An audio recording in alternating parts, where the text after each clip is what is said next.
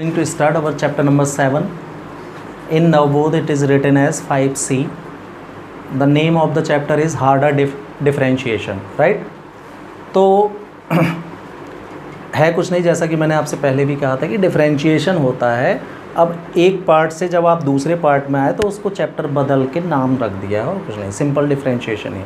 तो अभी तक आपने फर्स्ट ऑर्डर डिफरेंशिएशन मतलब एक बार डिफरेंशिएशन किया है, फिर मैंने, है ना, इसको आप एफ डैश एक्स से शो करते थे। देखिए एक बार फिर दोहरा रहा हूँ मैं, y is equal to f x is called y is a function of x। इसके डिफरेंशिएशन को एफ डैश एक्स से शो करते हो। मान लीजिए हम इसका एक बार और डिफरेंशिएशन कर दें ये फिर से, तो now it is denoted by d square Y upon D x square. ये स्क्वायर नहीं है, ये डबल डिफरेंशिएशन है, मतलब डिफरेंशिएशन ऑफ सेकेंड ऑर्डर। इसको सिंपल वैसा वाला स्क्वायर नहीं समझना। अगर वैसा होता तो ऐसा स्क्वायर लगता ना y के बाद, ये d और d होके D square upon D x square ऐसा हो गया, मतलब 2 टाइम्स डिफरेंशिएशन। इसको शो करने का एक तरीका a f double dash x भी होता है, y f x d Y upon D x यानी एफ डैश एक्स। इसी को एक और चीज़ भी लिखते हैं, y1 से भी शो कर देते हैं। y1 means first differentiation of y। F double dash y को आपको कहीं कहीं y2 लिखा भी मिलेगा। इन सब की मीनिंग एक ही है, ऐसे लिख लो, ऐसे लिख लो, ऐसे लिख लो, तीनों का मतलब एक ही होता है। 3 टाइम्स डिफरेंशिएशन क्या हो जाएगा, d cube y upon D x cube. ये 3 बार डिफरेंशिएशन, मतलब differentiation of third order. Also represented by f triple dash x and it is also known as y3।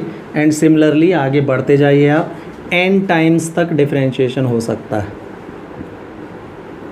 It is denoted by f n dash ऐसा, और you can write it by n. तो बार बार बार बार differentiation है ना, successive differentiation है ना, तो इनको हार्डर में रख दिया गया, ठीक है। अच्छा, ये बात आई ही है बार बार की, तो एक सिंपल सा देखना ज़रा।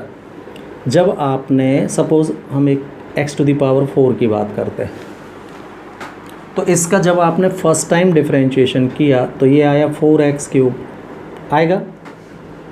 अब इसका सेकेंड टाइम्स और करना ज़रा, 4 इंटू 3 एक्स स्क्वायर आने लगेगा। एक बार और करना, 4 इंटू 3 इंटू 2 एक्स आने लगेगा। एक बार और करना तो 4 इंटू 3 इंटू 2 एक्स का 1 हो जाएगा। अब एक बार और करना ज़रा, हाँ, ये सिंपल सा एक एग्जाम्पल जो मैंने आपके सामने रखा, ये आपको, है ना, 2-3 बहुत ख़ास रिज़ल्ट दे रहा है भाई।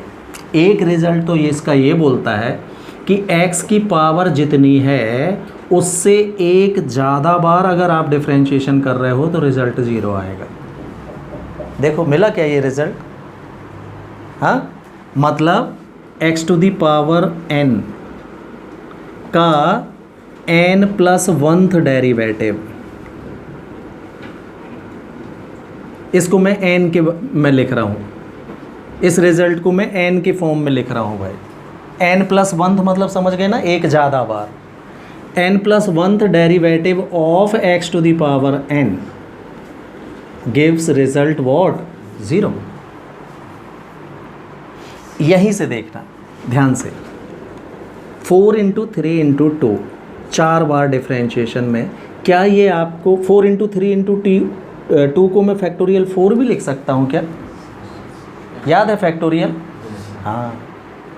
का मतलब ये हुआ कि जितनी पावर है x में, जो पावर है, अगर हम उतनी बार डिफरेंशिएशन किसी का करें तो रिज़ल्ट फैक्टोरियल पावर में मिलती है।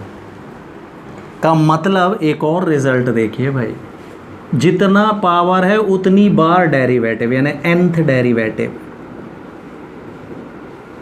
Of x to the power n gives result factorial n। यही मतलब हुआ क्या इसका, 4 को मैं n लिख रहा हूँ। 4 पावर थी 4 टाइम्स, तो n पावर का n times gives result factorial 4, तो n का आंसर क्या आएगा? Factorial n। हाँ, तो जितनी पावर है उतनी बार डिफरेंशिएशन करो तो आंसर फैक्टोरियल पावर होता है, एक ज़्यादा बार कर दो तो 0। इसी के एक स्टेप कम पर चलिए ज़रा, क्या मैं इसको फैक्टोरियल 4 इंटू एक्स लिख सकता हूँ क्या? 4 इंटू 3 इंटू 2 को का मतलब तीसरा रिजल्ट एक और मिला भाई, कि आप अगर n-1th डेरिवेटिव कर रहे हो, एक कम पावर 4 का 3 बार, n-1th derivative of x to the power n gives result what? Factorial n into x और आ जाता है उसमें। ये 3 रिजल्ट से, हाँ, आपका बोर्ड एग्ज़ाम हो चाहे कोई कॉम्पिटिटिव एग्ज़ाम हो, इन 3 रिजल्ट से क्वेश्चन ज़रूर बनते रहते हैं भाई, चाहे जब ये ऑब्जेक्टिव में पूछता रहता है कोई, आप है ना कंपटीशन एग्ज़ाम भी दें कोई, तो भी वहाँ क्वेश्चन मिल जाएगा इससे रिलेटेड, और या फिर बोर्ड एग्ज़ाम में भी ये कई बार आ चुके हैं। तो ये एक एग्जाम्पल से मैंने आपके सामने 2-3 रिजल्ट्स लेके हैं, ये इंपॉर्टेंट है, ठीक है।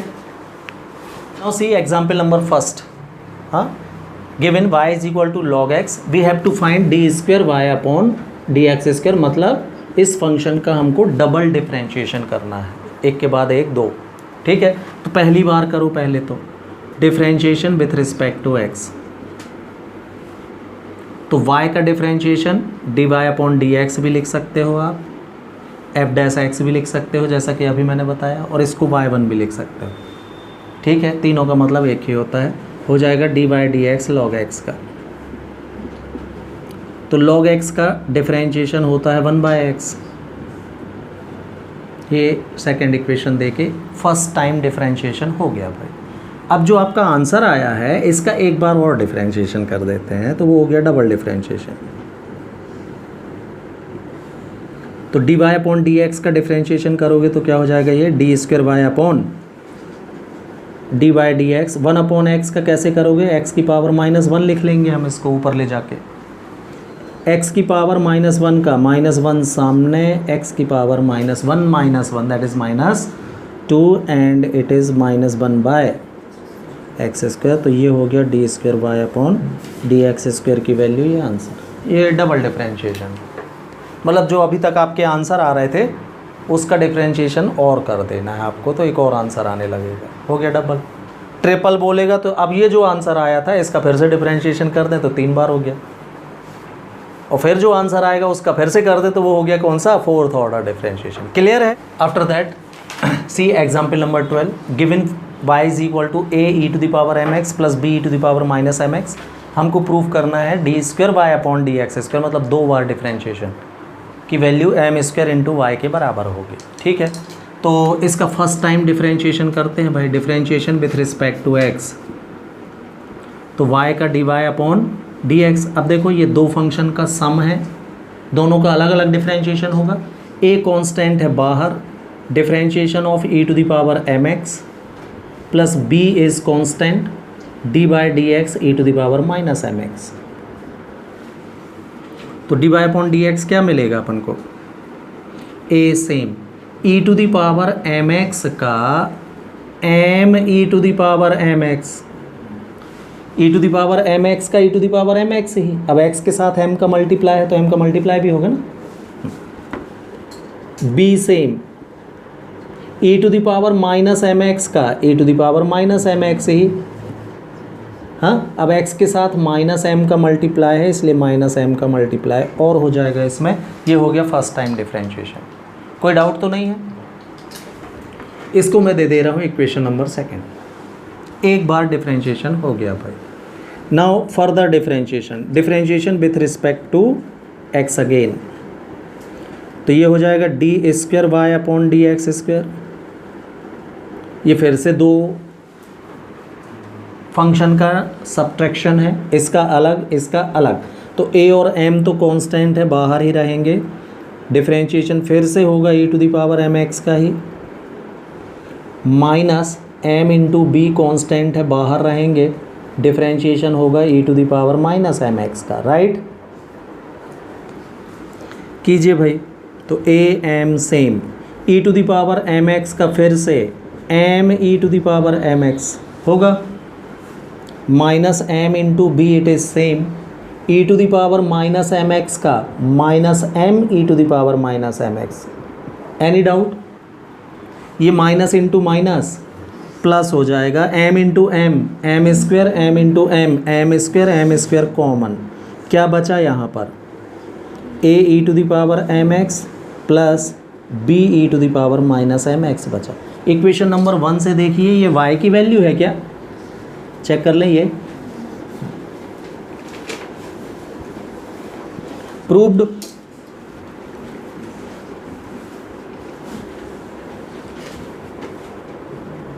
बाय इक्वेशन 1, है ना।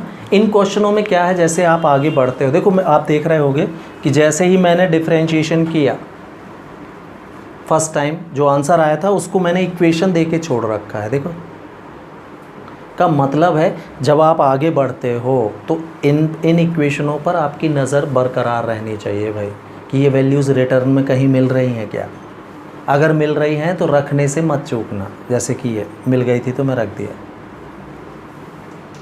ऐसे ध्यान रखना है ना। मतलब आप जब इसके बाद डिफरेंशिएशन कर रहे हो तो इक्वेशन 1 पर नज़र रखिए, सेकेंड टाइम डिफरेंशिएशन करने लगे हो तो अब इस पर और इस पर दोनों पर नज़र बरकरार रखना है आपको काम करते समय, थोड़ा सा ध्यान रखिए, हाँ ठीक है। Now we see example number 14, given y is equal to 3 cos log x plus 4 sin log x and we have to prove this much, x square y2 plus x y1 plus y is equal to 0।